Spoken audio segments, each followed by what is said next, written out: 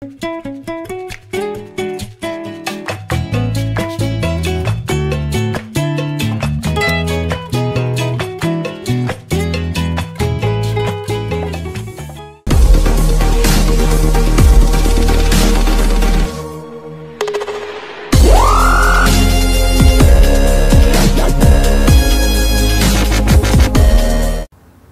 strategi Direktorat Pembiayaan Syariah di tahun 2022 ini kita melakukan beberapa strategi. Yang pertama, kita melakukan sinergi dengan komunitas, karena pembiayaan syariah di LPDB itu harus bersinergi dengan komunitas, khususnya komunitas koperasi-koperasi yang berbasis syariah, ya, BMT, kemudian juga dengan koperasi-koperasi pondok pesantren yang memang tersebar dari Sabang sampai Merauke. Nah, ini kita melakukan strategi menggandeng pusat-pusat Kopontren, kemudian juga induk Kopontren, juga teman-teman di perhimpunan BMT, di induk koperasi syariah, untuk kita sosialisasikan, kita campaign-kan terkait dengan penyaluran LPDB syariah di tahun 2022. Tahun ini kan kita ditarget sebesar 900 miliar untuk penyaluran, sehingga kita dari awal tahun ini sudah berkomunikasi dengan teman-teman di komunitas untuk menyampaikan bahwa kita punya target 900 miliar. Silahkan bagi teman-teman komunitas yang anggotanya memiliki kebutuhan untuk penambahan modal kerja dan investasi untuk bisa mengakses ke LPDB. Nah, yang kedua, kita juga berusaha untuk meningkatkan sinergi antar BLU, khususnya dengan BLU pendidikan dan BLU rumah sakit. Ini sesuai juga dengan arahan dari Pak Dirut yang juga dikomunikasikan dengan Pak Menteri dan juga Bu Menteri Keuangan, yang berharap bahwa BLU itu bisa saling bersinergi. Nah, BLU yang berbasis di pendidikan dan rumah sakit ini kan punya koperasi-koperasi yang tentu saja itu juga membutuhkan terkait dengan modal kerja atau investasi yang menunjang daripada bisnis induknya. Nah, oleh karena itu, untuk merespon hal tersebut, LPDB Syariah juga akan bersinergi dengan BLU yang berbasis pendidikan dan rumah sakit. Dan kita sudah punya pilot project-nya juga untuk koperasi-koperasi yang berbasis di sektor pendidikan dan juga sektor kesehatan. Nah, kita berharap dengan sinergi ini, optimalisasi dana LPDB atau optimalisasi penyaluran dari dana LPDB bisa jauh lebih baik lagi. Nah, yang ketiga, kita juga akan bersinergi dengan koperasi-koperasi yang berbasis dengan badan usaha milik negara. Karena kita sudah ada MOU ya antara Pak Teten dengan Pak Erick Thohir untuk sinergi antara Kemenkop dengan Kementerian BUMN. Nah, kita mengimplementasikan MOU atau sinergi tersebut dengan kita mensupport koperasi-koperasi yang berbasis BUMN, yang tentu juga untuk menunjang bisnis-bisnis BUMN. Karena Pak Erick Thohir mengatakan bahwa untuk proyek-proyek BUMN itu juga bisa disupport oleh koperasi. Nah, kita juga kebetulan LPDB Syariah sudah ada pilotingnya terkait dengan koperasi-koperasi yang berbasis BUMN.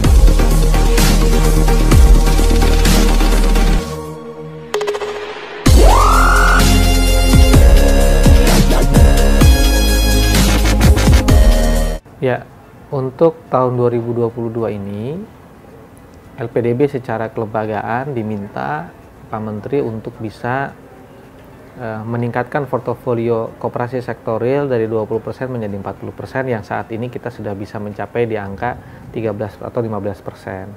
Nah, kalau di pembiayaan syariah sendiri sebetulnya kita sudah mencapai di angka 20% terkait dengan portofolio koperasi sektorial dan koperasi simpan pinjam yang ada di LPDB Syariah.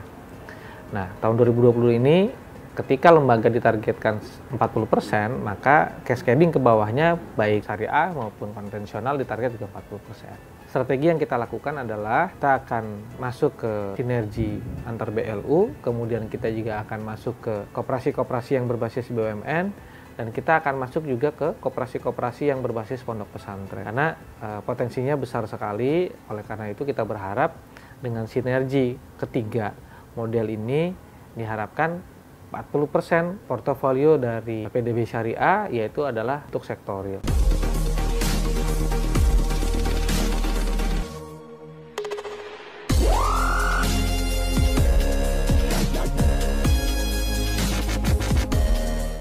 terkait dengan Indonesia untuk bisa menjadi pusat ekonomi dan keuangan syariah dunia, ini merupakan satu harapan yang menurut saya bisa sangat terwujud sekali, mengingat potensi Indonesia dengan jumlah populasi muslim terbanyak di dunia, kemudian secara infrastruktur, baik apakah itu infrastruktur keuangan, regulasi, kemudian lembaga-lembaga yang bergerak di ekonomi dan keuangan syariah, kita jauh lebih lengkap dari negara manapun yang ada di dunia ini.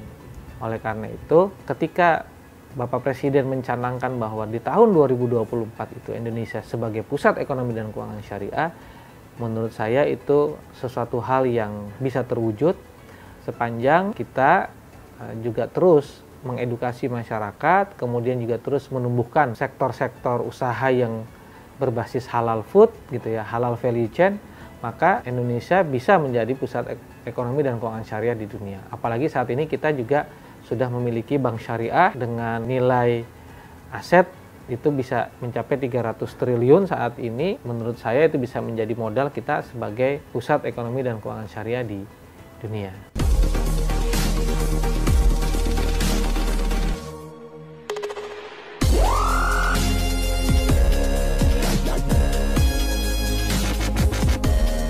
Ya, kalau menurut saya ke depan Indonesia akan menjadi kiblat dari ekonomi dan keuangan syariah di dunia. Karena kita punya persyaratan itu semua. Yang pertama, dari sisi jumlah penduduk muslimnya, kita terbanyak di dunia. Kemudian, dari sisi regulasinya, kita sudah lebih lengkap. Kemudian, dari sisi afirmatif pemerintahnya, kita juga sangat luar biasa sekali afirmatif pemerintah terhadap pengembangan ekonomi dan keuangan syariah di dunia. Kemudian dari sisi institusi pendidikan, ya, institusi pendidikan kita, jurusan-jurusan yang berbasis ekonomi dan keuangan syariah itu dari hampir semua universitas itu memiliki jurusan mengenai ekonomi dan keuangan syariah. Kemudian dari sisi jenis usaha atau lembaga keuangan syariah, dari mulai koperasi, BPRS, bank umum, kemudian multi finance, asuransi syariah, pasar modal syariah, obligasi syariah atau kita sebut sukuk, kita lebih lengkap gitu. Kemudian dari sisi bisnis fashion muslim kita itu sangat luar biasa. Bayangkan, kita itu punya yang namanya 99 cara memakai hijab gitu. 99 cara memakai hijab. Ada yang taruh pot di atas, ada yang taruh bunga di atas gitu kan, macam-macam tuh caranya. Nah, ini merupakan satu. Kemudian juga kesadaran teman-teman atau misalnya kalangan menengah muslim di Indonesia itu semakin baik kesadaran keberagamaannya. Nah, ini merupakan satu hal yang menurut saya menjadi prasyarat gitu loh. Dari sisi masyarakat yang mendukung, pemerintahan yang mendukung, ulama-ulamanya juga mendukung, infrastrukturnya sudah lengkap. Nah, maka Indonesia sebagai pusat ekonomi dan keuangan syariah di dunia itu bukan hanya isapan jempol belaka, kalau seandainya kita betul-betul bisa mau fokus membuat ekonomi dan keuangan syariah di Indonesia ini sebagai kiblat dunia gitu.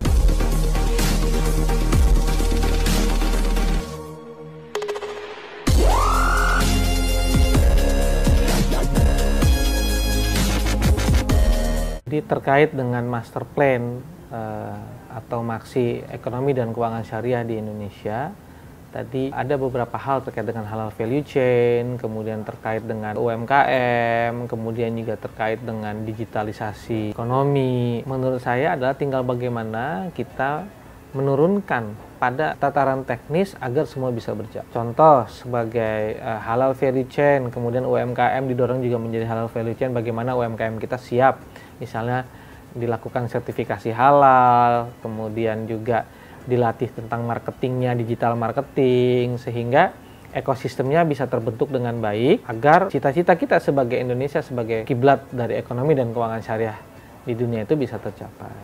Nah, penting sekali menurunkan cita-cita yang ada di Maksi kepada tataran teknis, dan ini perlu sinergi dari seluruh pihak, dari seluruh stakeholder untuk bisa mewujudkan itu.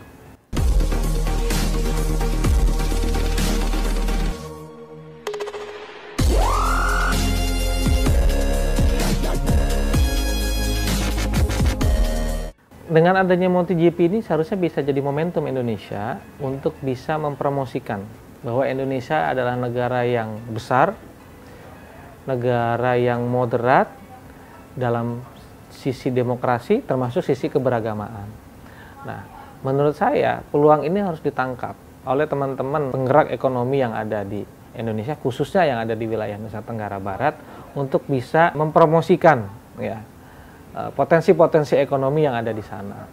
Dan LPDB udah 3 tahun ini melalui LPDB Syariah kita terus aktif berkomunikasi dengan teman-teman gerakan koperasi yang ada di sana, khususnya gerakan koperasi syariah. Nah, target kita adalah bagaimana dana LPDB ini, dan memang tahun ini ya di tahun 2022 ini kita berharap ada penyaluran dana LPDB Syariah yang akan masuk ke NTB, dan tentu saja itu untuk menunjang aktivitas daripada UMKM yang ada di sana. Dan tentu saja harapannya adalah UMKM tersebut bisa mengambil peran dalam perhelatan MotoGP yang akan digelar di Nusa Tenggara Barat.